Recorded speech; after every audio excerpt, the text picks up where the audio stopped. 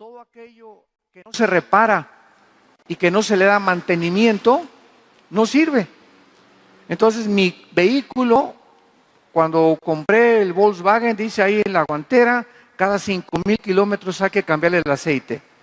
Y si uno mantiene al carro dándole el mantenimiento necesario, entonces el carro te va a durar, no sé, 250, 300,000 kilómetros. Es lo que regularmente dura una máquina. Y nuestra vida necesita reparación y mantenimiento. Y cuando comenzamos a presentar nuestras vidas en sacrificio vivo delante de Dios, Dios lo único que requiere de nosotros es nuestra voluntad. Y cuando Dios nos dice que hay un orden en el universo, porque Dios es un Dios de orden, esto significa que Él anhela que nuestras vidas tengan un orden, y si nosotros respetamos este orden, estas prioridades, que Él es el que las determina, todas las cosas nos comienzan a funcionar. Como ministerio, como familia, como esposos, como ciudadanos, etcétera, etcétera. Y este orden que Dios ha establecido se resume en un solo versículo de Mateo 6:33, que todos nos lo sabemos de memoria. O más te vale que te lo sepas. Mas buscad, pero fíjense lo que dice, ¿verdad? Primeramente. Si es primero, si hay un 1, hay un 2, hay un 3, hay un 4. Entonces, Dios es el que dice qué es lo primero en nuestra vida. Y cuando nosotros respetamos y creemos que realmente Él está poniendo en orden nuestra vida, dice la Biblia que no nos preocupemos de nuestra vida, de la escuela de nuestros hijos, del futuro de nuestros hijos, de nuestro ministerio, que Él nos los dará por añadidura. Entonces, siendo así, vamos a tener que entender cuál es lo que Dios quiere que nosotros pongamos primero en nuestra vida, que es su reino. En el libro de Josué, capítulo 1, antes de que él entrara a conquistar las 7 ciudades de Canaán, me imagino que Josué estaba planeando las estrategias de la milicia, y vamos a preparar unas catapultas para lanzarlas sobre Jericó, y los arcos, las flechas, la estrategia militar. Y de repente Dios le revela a Josué una estrategia que no es humana, que no es natural, y donde él tenía que confiar que si él quería seguir caminando con Dios y hacer la conquista de las 7 ciudades que le esperaban en la tierra de Canaán, tenía que aprender a caminar por fe. Y Dios entonces a Josué, al inicio de su ministerio, le revela el secreto. Versículos 8 y 9. Nunca se apartará de tu boca. Nunca se apartará de tu boca. Nunca se apartará de tu boca este libro que tenemos aquí delante de nosotros. Sino que de día y de noche. ¿Cuándo? ¿O nada más a las 11 de la mañana? ¿O en la noche nada más? Si yo les preguntara a ustedes, ¿cuál es el tiempo o cuánto tiempo empleamos en meditar, en reflexionar y en memorizar la Biblia? Y tú me dices, pues yo lo hago a veces en la mañana o a veces en la noche. Yo te contesto que tú no le crees a la Biblia. ¿Que dónde está tu fe? Porque la fe no solamente es decir creo, sino llevar a la acción lo que Dios dice. De día y de noche medita en este libro de la ley, para que guardes y hagas conforme a todo lo que en él es escrito, porque notemos, entonces no es hasta que obedezcamos lo que Dios nos manda que no esperemos prosperar. Ahorita hay una famosa herejía que se llama la teología de la prosperidad, donde se nos promete riquezas y esto y el otro, y si no tienes una iglesia mega, tú no eres un pastor próspero. Y cuando vamos al Apocalipsis, al capítulo 2 y al capítulo 3, encontramos que Dios se dirige a las iglesias y les dice: tú eres pobre, pero eres rico ante mis ojos. No es simplemente la grandeza del edificio que tengamos, ni las celebridades que lleguemos a alcanzar en la vida, lo que verdaderamente vale delante del Dios que nos creó. Entonces, todas las verdades que son llevadas al extremo se convierten en herejías, porque una herejía finalmente es una verdad, pero llevada al extremo. Por ejemplo, todas las sectas, Testigos de Jehová, mormones, adventismo, ciencia cristiana, son organizaciones que han sacado verdades y las han llevado al extremo. Y se han olvidado que la suma de la palabra de Dios es la contextualización de los 66 libros de la Biblia, lo que nos da la verdad. Y cuando sacamos algo de un contexto y le damos demasiada importancia sin considerar las demás partes, entonces inflamos demasiado verdades que no se encuentran en la palabra de Dios. Dice aquí que la Biblia la debemos día y noche meditar. Aquí se usó la palabra ajá, porque hay 7 palabras en el hebreo para meditar. Y no podemos meditar si no memorizamos. No se puede meditar la palabra de Dios si no la memorizamos.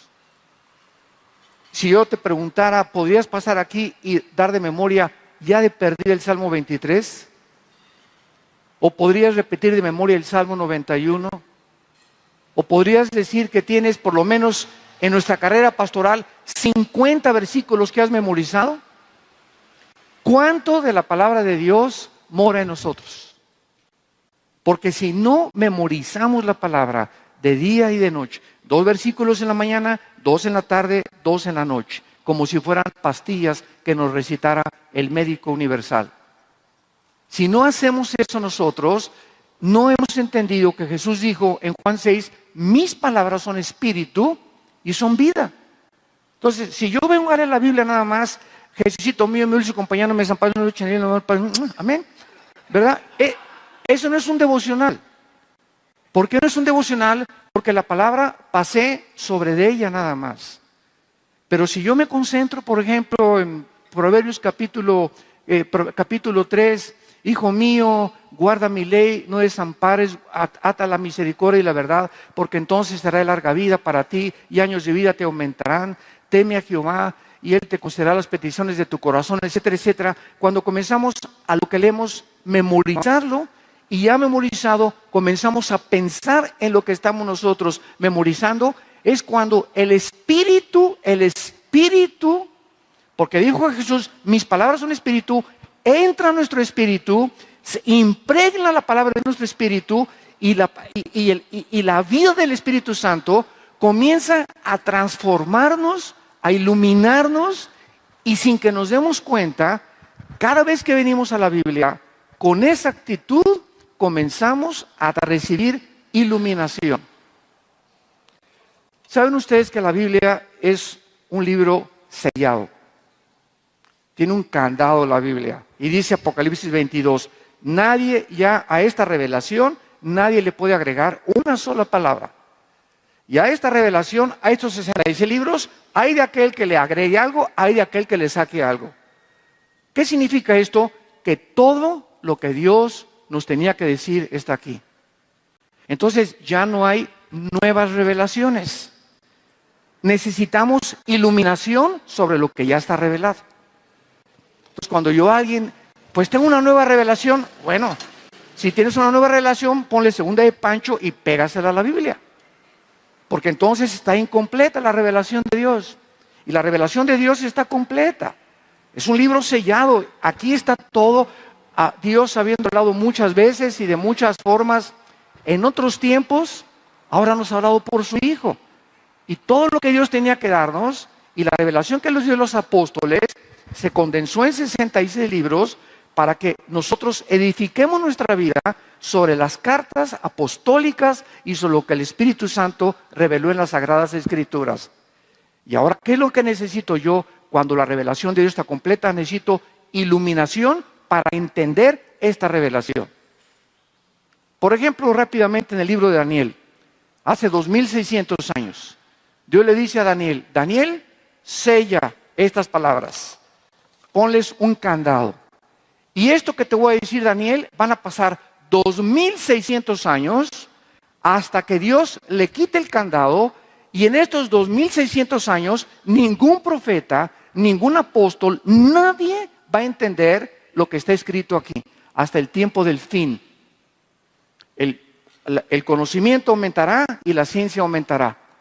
Y no fue hasta el siglo XX, el siglo pasado, cuando el conocimiento, lo que no pasó en 18 siglos, Dios nos dio la llave del conocimiento, y en el siglo pasado el primer carro Ford, 1903, 1906 la primera tentativa de volar de los hermanos Wright, 1929 se descubre la penicilina, el 45 la fisión del átomo, en el 54 la primera plataforma espacial, en el 69 llegamos a la luna, en el 70 las computadoras, la época cibernética, y del 70 a nuestros días, del siglo pasado, ¿qué nos sorprende?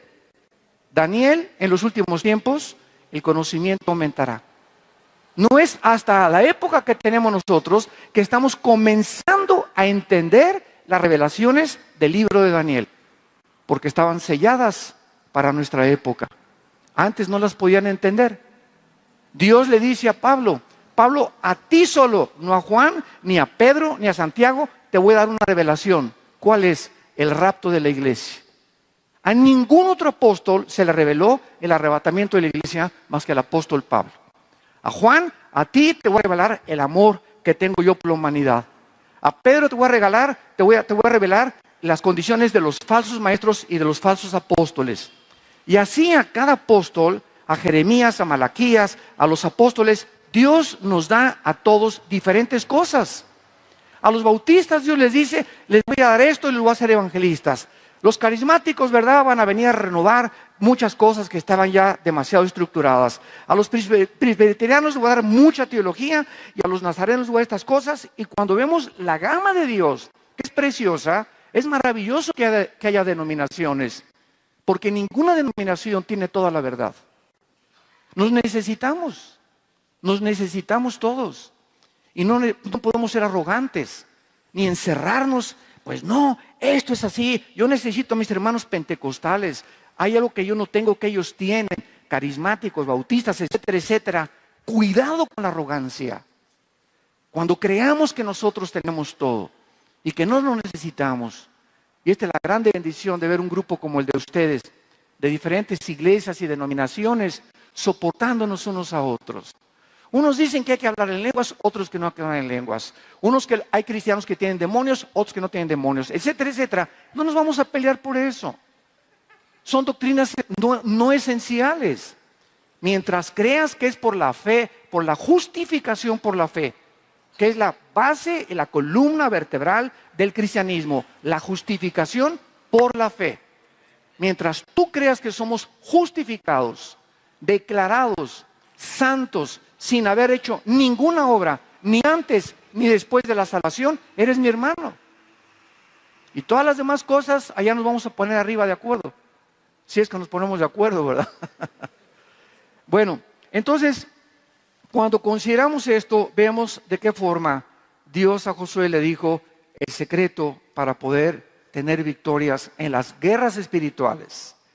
Si nosotros memorizamos la Biblia en las mañanas y no nada más la leo, trato de versículos que saltan y que me está hablando Dios, memorizarlos, y le digo a mi esposa, me los repites por favor a las 12, o pregúntamelos al lado de la comida, y en la noche los vuelvo otra vez, o los apunto en un papelito, a veces los pego yo en el espejo, o en el tablero de mi coche, y en los saltos voy leyéndolos, etcétera, etcétera. Pero sin que te des cuenta, si comienzas a desarrollar el hábito de memorizar la Biblia todos los días, no te imaginas la bendición de Dios sobre tu vida. No te imaginas. Decimos, no te la vas a acabar. Veamos en segundo lugar este principio en Primera de Reyes. Vamos a mantener este principio en el Antiguo y el Nuevo Testamento, porque esta verdad recorre toda la Biblia. Y muchas veces leemos cosas en la Biblia que nos preguntamos, oye, yo había leído esto, ¿verdad? Pero no lo había entendido o no había comprendido la profundidad que se encontraba de más. O sea, hay veces que leemos sin ser iluminados. Leemos a veces la Biblia como cualquier otro libro. Pero cuando viene la iluminación, dices, eureka, ya lo entendí. Y es cuando formas tus mensajes y nuestras predicaciones y le damos a las ovejas de nuestra iglesia el alimento que necesitan, la palabra de Dios. Pero ¿por qué las ovejas son alimentadas? Porque nos alimentó primero a nosotros. Pero si estoy predicando lo que me fusilo de un pastor de hace 3 o 4 meses, que no está en mi alma ni en mi espíritu, ni lo he digerido yo, comienzo a predicar palabras huecas. Y las ovejas buscan pastos verdes, porque no son de nosotros las ovejas. La obra no es de nosotros, la obra es de Dios. Y Cristo se preocupa que sus ovejas estén gordas y que sean apacentadas. Y muchas veces cuando nosotros los pastores no entendemos las responsabilidades que tenemos, Dios nos las quita. Y entonces viene lo que se llama el enseñoramiento de las ovejas. Y conozco muchos pastores en muchos lugares que he recorrido que le dicen a la familia Pérez que se va a la iglesia, si ustedes se van de la iglesia, la maldición de Tutankamón caerá sobre ustedes. Madre del socorro. Qué tremendo, ¿verdad? Amenazar a las ovejas. En lugar, queremos ir a otra iglesia, que Dios los bendiga. Yo no soy dueño de tu vida. El Espíritu Santo los guía. No tengo por qué coercionar, manipular, ni tampoco amenazar a mis ovejas. No son mías, son de Jesús. Simplemente somos siervos inútiles, administradores de lo que Dios nos ha dado. Y si alguien se quiere de mi iglesia, que se vaya, pero con mi bendición. ¿Por qué lo voy a maldecir? Yo no soy dueño de sus vidas. Es el Espíritu Santo. En 1 Reyes 19, dice el versículo 11 y 12. El contexto de este pasaje, 1 Reyes 19, 11 y 12, es Elías deprimido, angustiado. Tenía problemas Elías de que no tenía toda la palabra de Dios como la tenemos nosotros, pero siempre el ser humano ha tratado de tener un contacto con Dios físico. Hay muchas personas que dicen, fíjense lo que dicen, hasta que yo no sienta a Dios, no voy a saber si tengo al Espíritu Santo. Entonces, cuando leemos la Biblia, Dios trabaja de la manera contraria. Porque vivir por fe es vivir no viendo ni sintiendo, sino obedeciendo simplemente lo que está aquí. Esa es la fe. Y el justo por la fe vivirá. Entonces, si vemos algo, ya no es fe. ¿Por qué? Porque la fe es la certeza de lo que ¿qué? Se espera. La fe está relacionada con el futuro, la convicción de lo que no se ve. La fe está relacionada con el futuro y con lo invisible. Con lo invisible. Abraham llegó con el doctor, el ginecólogo. Abraham, no la haces ni con Viagra. Y llegó Abraham, no, es que ya físicamente el doctor me dijo estas cosas, pero Dios le había dicho, tu descendencia será en Isaac. Y dice Romanos 4 que Abraham no consideró la situación física ni de su esposa ni de él, no las consideró. No se dejó guiar por las circunstancias que nos rodean, sino basado en la palabra de Dios, se fortaleció en la fe. Elías se encontraba en esta situación, quiero sentir a Dios, estoy tan angustiado, Señor, ahorita quiero sentir que me levantas o que me tumbas al suelo, quiero sentir algo, quiero experimentar algo para poder seguir creyendo que tú estás conmigo. Y miren lo que Dios, la experiencia que Dios le da a Elías. Él dijo, sal fuera y ponte en el monte delante de Jehová. Y he aquí que Jehová pasaba y un grande poderoso viento que rompía los montes y quebraba las peñas delante de Jehová, pero Jehová no estaba en el viento. Y tras él un terremoto y comenzó a sacudirse la tierra, pero Jehová no estaba en el terremoto. Y tras el terremoto un fuego, pero Jehová no estaba en el fuego. Y tras estos fenómenos, un silbo apacible, y ahí estaba el Señor. ¿Qué es lo que nos está diciendo Dios? No me busques fuera de ti, yo estoy dentro de ti. El diablo trabaja de afuera hacia adentro. Dios trabaja de dentro hacia afuera. Entonces, si yo estoy buscando experiencias para poder confiar y creer en Dios, el diablo me va a engañar. Porque si quiero realmente creer yo en Dios, tengo que entender lo siguiente. Desde el Antiguo Testamento, cuando Dios le dijo a Moisés, construye el tabernáculo, la construcción del tabernáculo comenzó del lugar santísimo, después el lugar santo y después el atrio. Dios comienza siempre de adentro hacia afuera. Y dice primera de Juan capítulo 2, versículo 21 al 26, la unción que recibieron ustedes, ahí mora dentro de ti y es verdad, y no se te va a salir. Entonces, si yo quiero buscar a Dios y sentir a Dios, ¿dónde lo voy a experimentar? En el secreto, cada mañana, cuando me levanto y abro la Biblia, en la oración. Ahí es, en el secreto, en mi comunión íntima con Él, donde voy a comenzar a discernir su voz, que la voy a experimentar dentro de mí, porque el Espíritu Santo me selló cuando recibí a Cristo y Él está dentro de mí. ¿Por qué estoy buscando algo fuera de mí cuando Él vive dentro de mí? Por el amor de Dios. Veamos esto en Jeremías 23. En el Antiguo Testamento los líderes fracasaron grandemente precisamente por el mismo problema. El corazón del hombre ha sido siempre el mismo, perverso y engañoso. Somos bien fáciles de ser engañados. Dice Jeremías 23, versículo 18, pregunta el Espíritu Santo, ¿quién estuvo en el secreto de Jehová? Y mira lo que dice a continuación, y vio y oyó su palabra. ¿Quién estuvo atento a su palabra y la oyó? ¿Qué cosa es el secreto de Jehová? Es el tiempo a solas, en la mañana o en la madrugada. Vamos a ver que toda la Biblia, todos los hombres de Dios buscaban a Dios en la madrugada. Moisés, David, vamos a ver el mismo Cristo. Y en la noche antes de acostarse, lo que dice en Josué.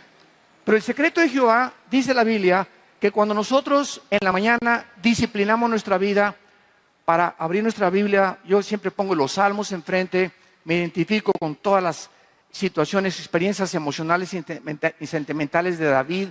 Oh Dios mío, me has librado de mis angustias, te pongo aquí mi vida, deleítate a sí mismo en Jehová y Él te concederá las peticiones de tu corazón. Ahí en ese tiempo que pasamos con la Biblia, comenzamos a experimentar, a oír. Ahí es donde vas a oír y ahí es donde vamos a ver su palabra. Porque con los ojos espirituales vemos lo que Dios nos quiere decir. Pero mira lo que dice el versículo 22 más adelante en el mismo capítulo 23 de Jeremías. Pero si ellos hubieran estado en mi secreto, les dice a los líderes, habrían hecho oír mis palabras a mi pueblo y lo habrían hecho volver de su mal camino y de su maldad de sus obras. ¿Cuál fue el fracaso de los líderes en Israel? Que no pasaban el tiempo suficiente con Dios para ser merecedores de ser líderes de las ovejas de Dios. Entonces, ¿cómo puedo yo guiar a ovejas cuando yo no soy guiado por Dios? Ni he experimentado su palabra, ni su palabra vive dentro de mí. Entonces, si yo quiero ser pastor y quiero ser líder de ovejas, tengo que darles a mis ovejas lo que yo recibo primero de Dios. Una jarra vacía no llena vasos vacíos. La jarra tiene que llenarse para que la jarra pueda llenar algo. Yo no puedo dar lo que yo no tengo. Yo no puedo ser un buen padre a mis hijos si no estoy lleno del Espíritu de Dios. Yo no puedo dar un consejo con sabiduría de Dios si no tengo la sabiduría de Dios morando en mi vida? Yo no puedo decir a la gente o inspirar a la gente a que luche en la batalla por la buena batalla de la fe cuando yo no he sido inspirado por Él mismo. Entonces, es importante que nosotros entendamos que tenemos que pasar tiempo con Dios. Es la prioridad. Es la prioridad número 1. En tercer lugar, veamos nosotros en el libro de los Hechos, ya vamos al Nuevo Testamento, pues para que alguien no diga, ¿verdad? Bueno, ese es del Antiguo Testamento. La consistencia de la verdad recorre desde el Génesis hasta el Apocalipsis. Hechos capítulo 6. ¿Saben ustedes, hermanos pastores, que el primer problema de la iglesia primitiva, el primer problema que enfrentó la iglesia primitiva fue un problema de prioridades? En aquellos días, el número de los discípulos creció y hubo murmuración de los griegos contra los hebreos, de que las viudas de aquellos eran desatendidas en la distribución diaria. Entonces los 12 apóstoles convocaron a la multitud de los discípulos y dijeron: no es justo que nosotros, o sea, los líderes, dejemos la palabra de Dios para servir a las mesas. Busquen entre ustedes, hermanos, de 7 varones de buen testimonio, llenos del Espíritu Santo, de sabiduría, a quienes encarguemos este trabajo. Y nosotros, los líderes, persistiremos en la oración y en el ministerio de la palabra. Si los apóstoles no establecían las prioridades que ellos deberían de tener y comenzarían a distraerse, pues es que el pastor es el que canta, es el que dirige la alabanza, es el que administra, espérame tantito, te estás saliendo de tu llamado. Dios ha puesto diáconos, ancianos, gente a nuestro alrededor que tenemos que estar discipulando, hombres de tu confianza. Yo siempre que me encuentro a pastores les digo, ¿dónde están tus hombres? Un pastor que no tiene 2 o 3 Timoteos no ha entendido el principio del liderazgo. Entonces, iglesias que se construyen en una celebridad, en un hombre, se muere el hombre y se desaparece la iglesia, o la esposa se queda con ella, pero la iglesia no es un negocio familiar, es una obra de Dios. Y como no había personas entrenadas para tomar el puesto del pastor, pues entonces quedan en manos de la familia y de inexpertos, y no dura mucho tiempo esa denominación o esa iglesia. Porque nunca el pastor jamás pasó el tiempo ni discipuló 5, 10, 15 años a 3 o 4 individuos. ¿Dónde están tus hombres? ¿Tienes hombres desde que eres pastor? ¿Tienes Timoteos? ¿Tienes Timoteos? ¿Te estás reproduciendo en alguien más? Porque ese es el llamado que tenemos. Y dice la Biblia, nosotros somos llamados a vivir de rodillas y a vivir en este libro. Hay veces que me preguntan muchos pastores, ¿cuánto calcula usted que un pastor hermano debe de pasar tiempo con la Biblia? Le digo, mira, no se puede legalísticamente decir pues 5 horas, 8 horas. Pero yo pienso, ¿verdad?, que un pastor que no pasa 3 o 4 o 5 horas diarias mínimo en oración y en la palabra de Dios, no dura mucho tiempo su ministerio. Y entonces va a tratar de buscar, ¿verdad? Pues ese hermano, ese plan funciona en ese hermano, voy a seguir el método de esa iglesia. Y la otra iglesia, voy a seguir el método de la iglesia. Y andamos buscando las iglesias megas que, de acuerdo a nosotros, ese sistema lo queremos implantar en nuestra iglesia. Y saben una cosa, la agenda de Dios para tu iglesia y para mi iglesia son completamente diferentes. Todos somos llamados a evangelizar, a discipular y enviar misioneros. Esto es algo básico. Pero la forma en la que tú puedes gobernar tu iglesia, hay iglesias que la gobierna un pastor, 3 pastores, 5 pastores, y gobierno congregacional, gobierno presbiteriano, etcétera, etcétera. Esa es otra cosa. Pero no trates de imitar los sistemas de gobierno de otra iglesia. Lee Apocalipsis 2 y 3 y vas a darte cuenta que cada iglesia del Asia Menor tenía problemas diferentes. Yo no puedo llegar a esta iglesia y decir, pues el mensaje que prediqué antier en Dallas, lo voy a predicar en Oaxaca, porque las necesidades del pueblo de Oaxaca son diferentes a las necesidades del pueblo de Dallas. Voy a Bogotá y mi mensaje, pues este me usó el Señor, lo voy a usar. No es lo mismo lo que le prediqué antier en Ecuador que lo que voy a predicar mañana en Bogotá, porque las ovejas de Bogotá y las iglesias de Bogotá tienen otra necesidad diferente. ¿Qué debo de hacer? Hincarme, pasar tiempo con el Señor y sentir en el Espíritu Santo, Señor, ¿qué les quieres hablar? Buscar a Dios con todo nuestro corazón. Y comienzas a descubrir a la Biblia y dices, esto les voy a hablar, esto les voy a compartir. Y comenzamos a hacer de bendición para el pueblo de Dios. Porque comenzamos a dejarnos usar por el Espíritu Santo. Porque hemos disciplinado nuestra vida para tener tiempo para pasar con Él. Vemos en quinto lugar, en Marcos capítulo 1, que fue la disciplina de Jesús. Yo cada vez que leo este versículo, Marcos 1:35, pienso, Él era el Hijo de Dios. Traía una agenda muy apretada, 3 años y medio casi. No tenía tiempo de hacer muchas cosas. ¿En qué puso Cristo sus prioridades? En ese corto tiempo que Dios le dio, ¿en qué se concentró? Es como si supiéramos nosotros, si Dios se nos apareciera y nos dijera, Carlos, tienes 1 año más de vida. ¿En qué ese año te vas a concentrar? Y cuando pienso que Jesús tuvo 3 años y medio y Él se concentró en lo que su Padre lo dirigió para que Él invirtiera su tiempo, me doy cuenta que ejemplo nos ha dejado para que sigamos sus pisadas. Amén. Levantándose a las 12 del día, ¿dice aquí eso? Levantándose muy de mañana, siendo aún muy oscuro, salió y se fue a un lugar desierto y allí oraba. Jesús desarrolló una disciplina. Levantarse antes de que pasaran los camiones, antes de que cantara el gallo. ¿Por qué? Y es interesante que diga a un lugar desierto. Muchos dicen que por los ronquidos de Pedro, que lo podría interrumpir su comunión con su Padre, ¿verdad? Pero lo que el Espíritu Santo nos quiere decir es lo siguiente. Tenemos que entender una cosa, que Dios es el Dios del silencio.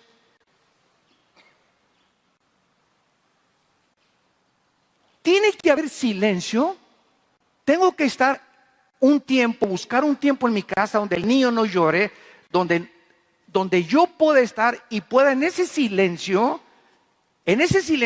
desarrollar mis sentidos espirituales para comenzar a entender a Dios en su palabra. Y ahora desgraciadamente, ¿verdad?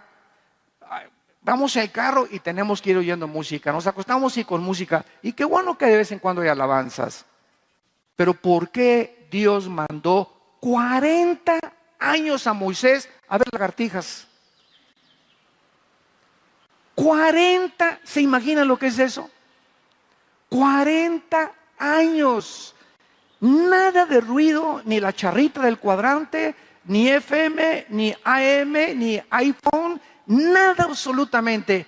En 40 años, en el silencio, yo le llamo la escuela del silencio, ahí forjó Dios al más grande líder de todo el Antiguo Testamento. Ese hombre necesitaba tener un carácter a prueba, blindado contra misiles, contra ametralladoras de los 2 millones de cabritos que dirigió durante el desierto. Porque no ovejas, eran cabritos. Murmura y atácalo y calumniándolo. Hasta María, su hermana lo vituperó y lo calumnió por casarse con una negrita, etcétera, etcétera. Y somos llamados, escúchame esto, hermanos, si no salte el ministerio, somos llamados a ser perseguidos. Somos llamados a que la gente hable mal de nosotros. Si no han hablado ahorita, espérate más adelante. Somos llamados a ser traicionados muchas veces por los más cerca que tenemos en nuestro ministerio. Así como Judas estaba con los discípulos y nunca nadie se imaginó que Él lo iba a traicionar, Dios va a permitir en tu vida que alguien te traicione. ¿Por qué? Para identificarnos más con el que nos llamó a su servicio, para que nos parezcamos más a Él. Y las traiciones, las calumnias, la persecución que experimentemos, las desilusiones tan grandes. Tenemos ovejas y digo, Dios mío, esa familia la discipulamos 10 años y ni se despidieron cuando se fueron de la iglesia. Y uno se desilusiona con tanta gente, ¿verdad? Que dices, Dios mío, ¿por qué son tan malagradecidos? Tenemos que acostumbrarnos, fuimos llamados a sufrir injusticias. Y hay de aquel pastor que se amarga. Hay de aquel pastor que guarda rencor o se amarga, porque nunca entrarás a la tierra de Canaán. Dice Hebreos 12:15, miren bien, analízate, mirad es analizar mi vida. No sea que haya alguna raíz de amargura que brotando dentro de tu vida, escucha, bloquees la gracia de Dios. Basta que tengas algo en tu corazón que no has perdonado, o que tengas cara de tejón con calentura. Así, ¿verdad? Para que la gracia de Dios ya no funcione en tu vida. Y tú puedes ser pastor y predicar, porque es increíble lo que podemos hacer sin el Espíritu Santo. La carne es bien consagrada. Pero si hay algo, el veneno más grande de nosotros que puede existir es la amargura. Hermanos, perdonen 100 veces, 70 veces 7. Perdonemos todo lo que podamos atravesar. No te asustes que hablaron mal de ti, te calumniaron, ni te concentres. Ay, pues me hablaron mal de mí y van a ver, y les voy a contestar, etcétera, etcétera. Haz un lado, sí, qué bueno, que Dios te bendiga, porque perdemos nuestro llamado y el camino al que Dios nos ha llamado caminar. No hagas caso de lo que dicen. Yo por eso ya ni me meto al internet. ¿Por qué? Más que oír predicadores, porque es una guerra entre nosotros. Y ya viste lo que dijo este cantante y lo que dicen de este pastor, y parecemos que los cañones están unos con nosotros, atacándonos unos contra nosotros, denominación con denominación, pastores contra pastores, y perdemos de vista la guerra espiritual. La lucha no es entre nosotros, es contra espíritus, potestades invisibles que quieren picarnos entre nosotros y desprestigiarnos entre nosotros para que se divida la causa de Cristo, y casa dividida no puede permanecer. Cristo se levantaba a las 4 o 5 de la mañana. Él sabía que no podía enfrentar endemoniados, ni enfermos, ni tener la sabiduría necesaria, si no disciplinaba su vida a pasar tiempo con su Padre. Y si para Él fue una necesidad, ¿cuánto más será para nosotros? Imagínense nada más. En sexto lugar, vemos nosotros, en 2 de Pedro capítulo 1, que esto fue lo que el apóstol Pedro pudo comprender. Y dice, 2 de Pedro capítulo 1. El que no traiga Biblia se puede sentar con un cristiano.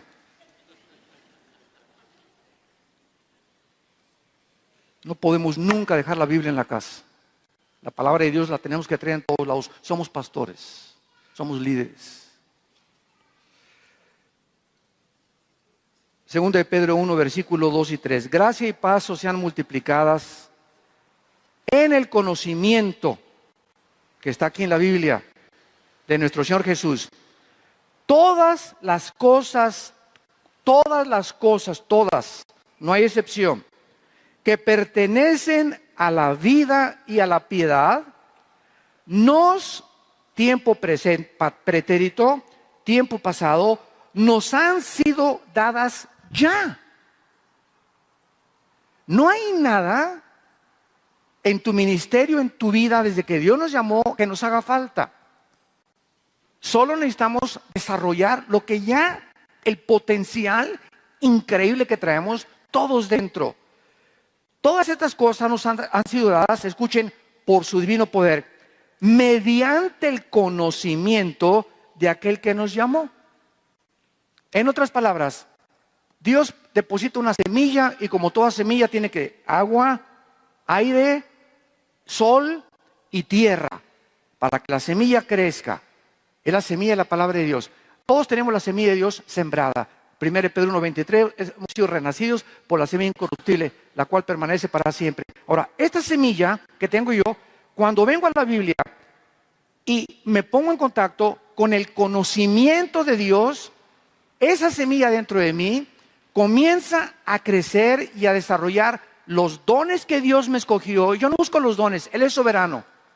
Dice 1 Corintios 12 que Él reparte como a Él le da la gana. No tengo que decirle, dame este don, quiero hacer esto. Él es el comandante en jefe. Y Él sabe para qué fuimos creados. Y desde que nacimos y estábamos en el vientre de nuestra madre, Dios sabía para qué te llamó y para qué me llamó a mí. Entonces, yo necesito ahora el conocimiento de Dios, tenerlo en mi alma. Leer la Biblia, memorizar la Biblia, estudiar la palabra de Dios, estudiar teología sistemática, pasar 4 o 5 horas con la concordancia, un diccionario bíblico, checando, leyendo, estando compenetrado con lo que pasa en el mundo, qué pasa en el mundo de la genética, qué pasa en el mundo del Medio Oriente, qué está pasando políticamente en Europa. ¿Por qué? Porque cuando nos enfrentamos con diputados, con senadores, con físicos, matemáticos, con personas preparadas, siempre nos consideran peor los más incultos y todos son los pastores. Porque no pasamos de Juan 3:16. Y somos llamados a poder estar en cualquier nivel. En Estados Unidos, cuando alguien dice soy pastor, es igual que un abogado, que un licenciado, que un doctor. Lo consideran, ¿verdad?, una persona con un nivel perfecto. Pero aquí en México tú dices soy pastor y te dicen, ¿dónde están tus chivos? ¿Dónde están tus ovejitas?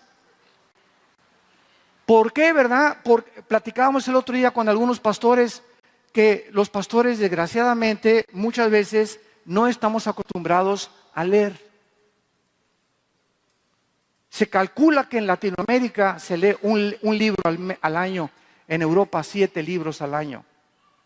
El coeficiente intelectual en Latinoamérica de los pastores es menos del 3.2%. Con trabajos se graduaron del Instituto Bíblico. ¿Y sabes por qué? Porque no hemos desarrollado la disciplina de leer. Y debemos entender que si queremos tener conocimiento, es ilimitado lo que tú quieras leer, lo que tú quieras aprender. Un niño a los 7 años puede hablar 5 idiomas, a los 7 años. Hay niños que se han graduado de 13 años de la universidad. No nos imaginamos la capacidad que tenemos aquí adentro. No nos imaginamos. Dice 1 Corintios 2 que tenemos la mente de Cristo. Imagínate nada más. Alberto Einstein, le preguntaron, el presidente Roosevelt, ¿qué porcentaje cree usted que usted tiene desarrollada su mente, señor Einstein? Y Einstein contestó, un 6, un 8%. Y eso me impactó cuando leí la vida de Einstein, porque eso significa que en la caída de Adán perdimos casi el 95% de la información y de la capacidad pensante con el pecado. Y ahora estamos en un proceso de estar recuperando todo lo que perdimos y no nos hemos atrevido, no nos hemos desafiado nosotros a memorizar, a estudiar, y no nos damos cuenta que tenemos la capacidad de, ahorita con el internet, ya no necesitas ir a un seminario, ya no necesitas ir a un instituto bíblico, puedes tener una licenciatura, un doctorado en teología sistemática. Métete al internet 1 hora diaria. No te imaginas en 3, 4 años tienes tu doctorado en teología. Y no te imaginas cómo vas a desarrollar tu cerebro, vas a tener capacidad de entender otras cosas y Dios te va a usar. Porque es lo que Dios quiere usarnos. Pero en la medida en la que nosotros nos rendimos a su voluntad. Un líder no puede ser flojo. No podemos ser indolentes ni negligentes. Tenemos una enorme responsabilidad de ser líderes de miles de personas, de cientos de ovejas, que murió alguien por ellas en una cruz y que nosotros necesitamos tener la capacidad, el conocimiento divino que Dios nos ha puesto ya está aquí dentro de nosotros, pero que necesitamos desarrollar. Y finalmente, en 1 Corintios capítulo 12, el apóstol Pablo se vio en la necesidad de querer explicar el ministerio cristiano. Y dice así, versículo 4, hay diversidad de dones. O sea, a Carlos le dio las lenguas, al otro sanidad, al otro Dios nos da, etcétera, etcétera. No hay ningún cristiano que no tenga dones. Ninguno. Ahora, no confundamos los dones con los talentos. Por ejemplo, yo oigo a Andrea Bocelli y su voz no es un don, es un talento natural. Si oigo la novena sinfonía de Beethoven, no puedo decir qué don le dio Dios. No, la musicalidad de Beethoven, ni Bocelli ni Beethoven son cristianos, son talentos naturales, que ya esa voz de Pavarotti, los escultores, Da Vinci no eran cristianos, son talentos. Los dones son espirituales. Y nada más los cristianos recibimos dones espirituales, que son regalos de Dios, herramientas, martillos, serrucho, pinzas para construir su casa. Eso es lo que son los dones. Entonces no podemos todos tener serruchos si soy carpintero, pinzas de electricista si soy carpintero. El carpintero tiene sus herramientas, el electricista los suyos, eres pintor, tienes su brocha. Todos tenemos diferentes cosas. No tenemos por qué pelearnos. No, pues es que yo hablo en lenguas y tú no. Que Dios te bendiga, qué bueno, gracias a Dios. Pero a mí no me ha dado Dios ese don. Pues yo tengo otro don, pues qué bueno, gracias a Dios. Pero entendamos cómo funciona esto. Porque el diablo es experto en meter la cola y siempre estarnos friccionando y haciéndonos que nos peleemos unos a otros. Hay muchos ministerios, versículo 5. La palabra ministerio son diaconía. Hay muchas formas de servir a Dios. Yo ahora en estos últimos 3 días, Elías, tienes ahí, cuando yo subo a las oficinas, a estar un poco ahí a solas con el Señor, ahí tienes a un guardia, un hermano de pelo chinito de lentes, como policía. Fiel el hermano. Y siempre que he llegado aquí, ahí está el hermano, me abre la puerta, y ese es su ministerio. Y cuando muramos, las recompensas que Dios nos da, no son las millones de almas que ganamos y las grandes construcciones que hicimos. Lo que Dios va a premiar es la fidelidad. Si te puso Dios que tú fueras el que le cargaras el portafolio a tu pastor, y has sido durante 5 años cargándole el portafolio a tu pastor, y fuiste fiel en cargarle el portafolio a tu pastor, no te imaginas las recompensas que Dios te va a dar. Porque Dios premia la fidelidad conforme a lo que cada uno le dio. Hay hermanos, ¿verdad? Que pastores que durante toda su vida tuvieron 10 ovejas. Y esas 10 ovejas las discipuló durante 10 o 15 años. No tuvo una gran iglesia. Y el pastor se murió. Y esas 10 ovejas que él discipuló ganaron cientos de ovejas. Y cuando llegue al cielo, el fruto de los que él discipuló le pertenecen a él también. Si midiéramos el éxito con el parámetro con el que se mide ahorita, no es ese pastor. Solamente los que tienen megas iglesias son los que Dios usa a Dios. Y los que van a tener recompensas. ¿Qué lejos estamos? ¿Qué lejos estamos de la realidad? Hay muchos ministerios para servir a Dios. Y hay diversidad de operaciones. Energemas en el griego.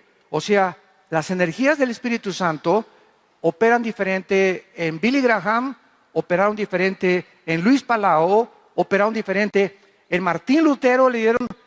Martín Lutero recibió el espíritu, ¿verdad?, que él desarrolló de fe y de poder enfrentarse al papado durante todos los siglos que tuvo que enfrentar a Roma y gritarle cueva de ladrones a los papas, etcétera, etcétera. A Calvino le dio otro energema, y a Hudson Taylor, misionero que abrió la China a los misioneros, le dio otro ministerio. Todos tenemos energías diferentes del Espíritu Santo. Entonces, si uno se cae al suelo, no tengo yo por qué caerme al suelo. A mí no me ha tumbado Dios. Yo me acuerdo que una vez en una reunión, el hermano me puso el pie y me quería tumbar, lo agarré la corbata y le dije, a mí no me tumbas, le dije. Le dije, no necesariamente esto es una manifestación del Espíritu Santo, pero se llega a actuar como si fuera algo normal y queremos todos copiar lo mismo sin consultar ni entender claramente cómo actúa el Espíritu Santo. Y somos engañados porque somos imperfectos y todos pasamos por muchas experiencias similares, buscando, ¿verdad?, algo más del Señor. Pero dice el versículo 7, pero a cada uno, ahí está, uno, dos, a cada uno le es dada la manifestación del Espíritu para provecho. La palabra provecho, que significa sumellero, significa para edificación. Recordemos esto, todo lo que Dios me da no es para mí, es para edificar su iglesia. Abraham, ven para acá, te voy a bendecir para que tú seas bendición a las naciones. Dios me da dinero, no es para mí, para metérmelo aquí, es para su obra. Dios me da inteligencia y sabiduría, es para que yo comparta con su pueblo. Dios me da talentos, es para su pueblo. Me da musicalidad, es para su pueblo. Todo lo que Dios nos da, somos solamente instrumentos que pasa a través de nosotros, y mientras más damos y más alimentamos y más Dios, más nos da Dios. Si Dios me da lenguas, no es para mi edificación. Corintios 14 es para edificar a los demás. Y para interpretar, si Dios me da la predicación, es para alimentar a su pueblo. Dios nos da todo. Todo Corintios 14, más de 10 veces dice para edificar, para edificar, para edificar y para edificar. Y si lo usas para ti, Dios te lo quita. Dios nos quita lo que no compartimos. Y dice el versículo 8, a uno, a Carlos espíritu, palabra de sabiduría, a Pancho palabra de ciencia, por el mismo espíritu, a otro dones de sanidades, gloria a Dios los que tienen el don. No todos los pastores tenemos dones de sanidades, y si el pastor que tiene miles de personas tiene el don de sanidad, no te pongas a sanar a la gente si tú no tienes el don, simplemente porque llenan los estadios. Pues yo voy a hacer lo mismo cuando no es mi campo de autoridad, y no te va a bendecir Dios, porque andas imitando, eres clon. Es increíble la cantidad de clones que salen por todos lados. Alguien hace una cosa y todo como funcionó y como está llenando los estadios, voy a hacer lo mismo yo. Y entendámoslo, busquemos a Dios para que Él nos diga cuál es nuestro llamado. Pero si no tenemos el tiempo, vuelvo a repetir desde el principio de esta conferencia, si no tenemos y pagamos el precio de pasar tiempo con Dios en la madrugada y memorizamos la palabra y estamos en su palabra, nunca vamos a saber ni siquiera si Dios me llamó para pastor. Y no se imaginan, la iglesia está llena de personas que se dicen pastores sin que Dios los haya llamado. A lo mejor fracasaron como mecánicos o como carpinteros, pero no tienen el llamado de pastores y están infectando a las ovejas. Y tenemos que estar seguros que el llamado que Dios nos dio es el pastorado. Y un pastor tiene que ser un hombre a prueba de crítica. Un pastor tiene que ser un hombre que aguanta todo. Y por eso tenemos que ser probados a través de muchos años para ver qué es lo que hay dentro de nosotros, cuál es el calibre que hay en nuestra alma para servir a Dios. Y finalmente dice Dios en el versículo 11, pero todas estas cosas, o sea, ¿de qué está hablando? De los dones, de los ministerios y de las operaciones. Todas estas cosas las hace uno y el mismo Espíritu, repartiendo a cada uno en particular. Lo traduzco a la oaxaqueña, como a Él le da la gana, como Él quiere. Él es soberano. Entonces no tengo que, yo quiero ser pastor, Señor, dame el don de pastor, o quiero ser esto, o quiero ser aquello. Yo, Señor, aquí estoy, haz conmigo tu voluntad. Dime, Señor, ¿para qué soy bueno? ¿Para qué nací? ¿Cuál es mi llamado? Y quiero ser fiel hasta la muerte. Si quieres cargar el portafolio, ese es mi llamado. Si quieres que sea diácono, ese es mi llamado. Si quieres que sea músico, ese es mi llamado. Yo solo quiero hacer tu voluntad. Tiene que haber eso en nuestra alma y en nuestro espíritu. No aspiremos grandezas. No aspiremos, pues tengo que tener esto y tengo que tener aquello. Ya hay demasiado bluff en el mundo para que imitemos al mundo. Somos siervos inútiles, es lo que somos. Hace poco nos juntamos eran casi 650 pastores en Dallas y Fort Worth. Se juntaron las dos alianzas de pastores de Dallas y de Fort Worth. Y es lindo porque también esa alianza se juntan cada mes en la Cristo para las Naciones en la cafetería a tener como ustedes, una cena. Y invitan siempre predicadores y me han invitado varias veces y le doy gracias a Dios por este privilegio. Pero una de las cosas que más me ha llamado la atención es esa, también el compañerismo entre ellos, pentecostales, presbiterianos, bautistas, etcétera, etcétera, y todos juntos, todos alabando a Dios, oyendo la palabra de Dios, edificándose unos con otros, abrazándonos unos con otros. Y esto es precisamente la única, escúchenme esto para despedirme, Oaxaca está en peligro. Esta tierra está en peligro. Ustedes no se imaginan.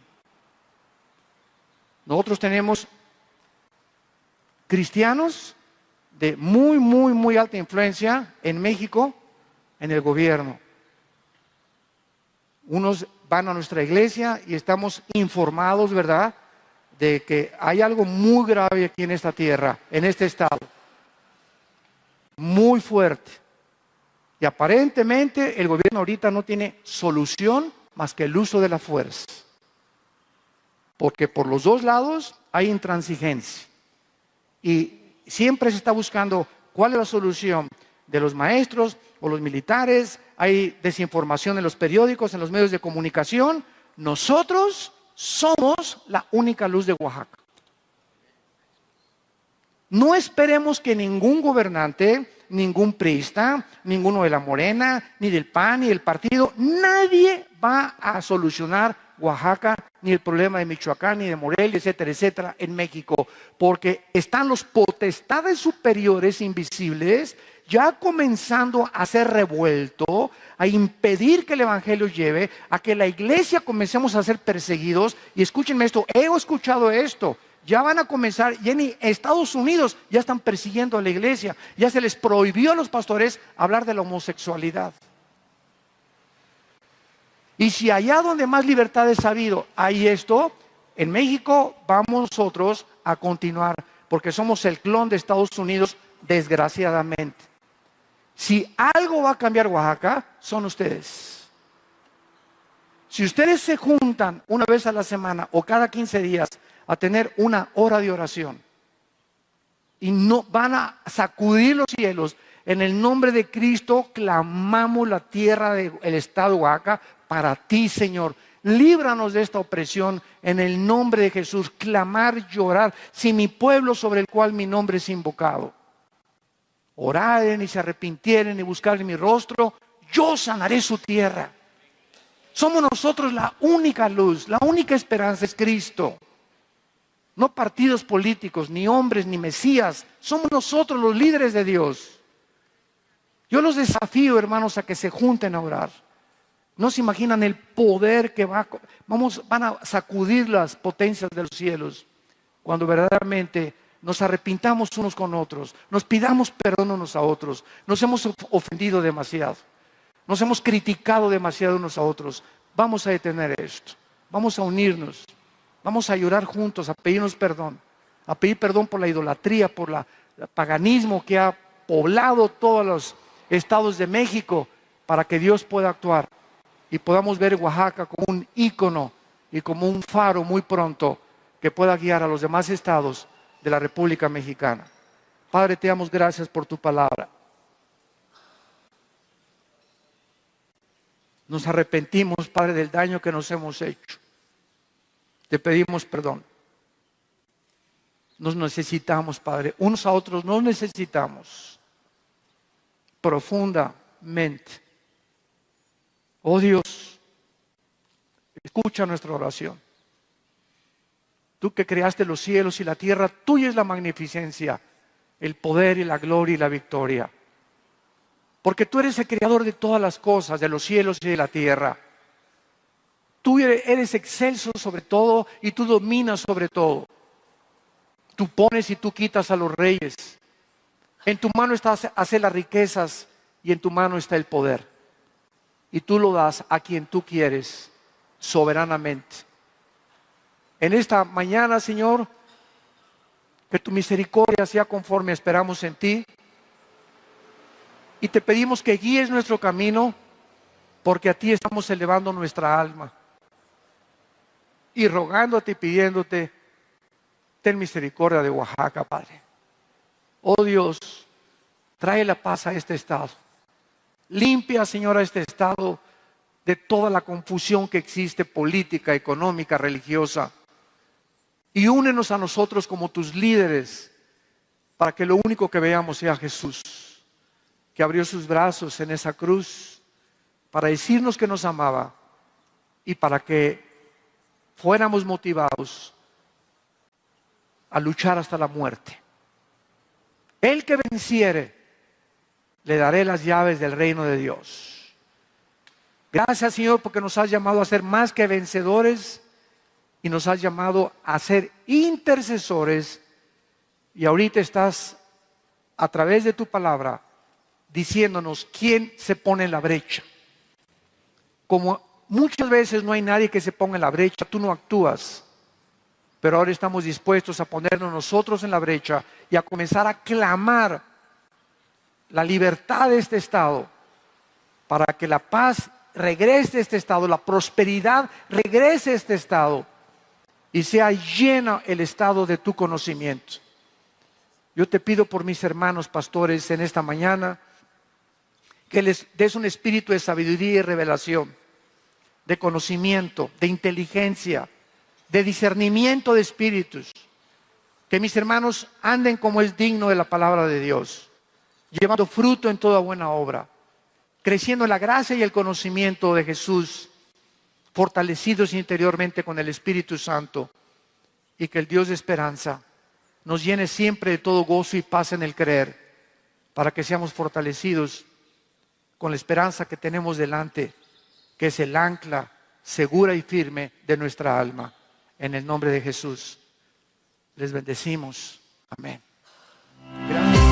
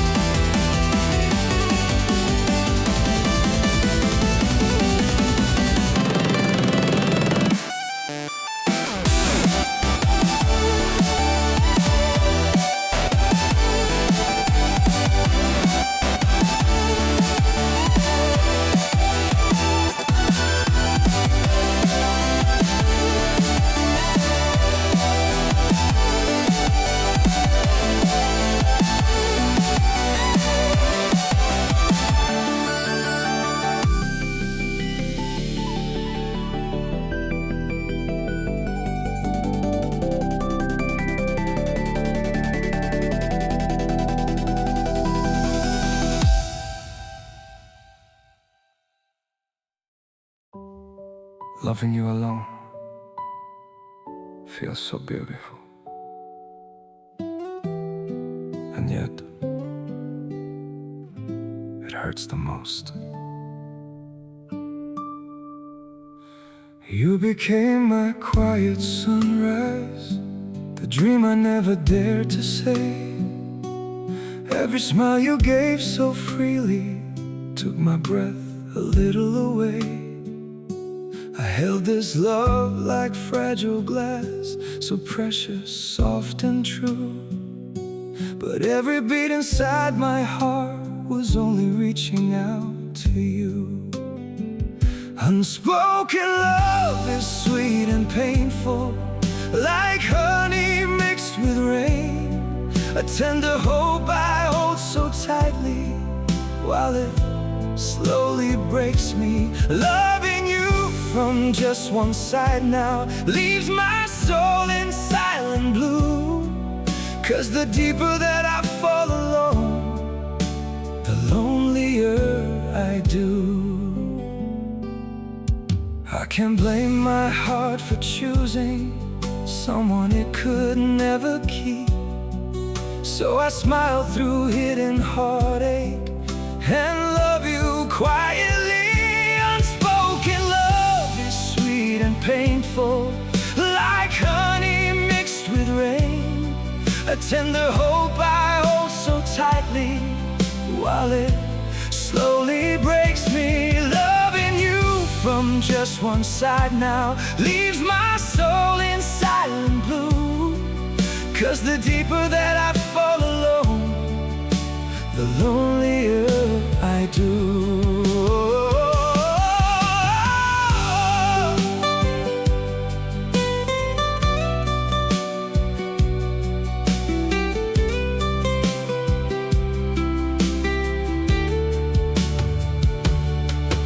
Maybe loving you in silence is the closest I can stay, though it leaves behind a sorrow that may never fade away. Unspoken love is sweet and painful, like honey mixed with rain. A tender hope I hold so tightly, while it slowly breaks me. Loving you from just one side now leaves my soul in silent blue. 'Cause the deeper that I fall alone, the lonelier I do.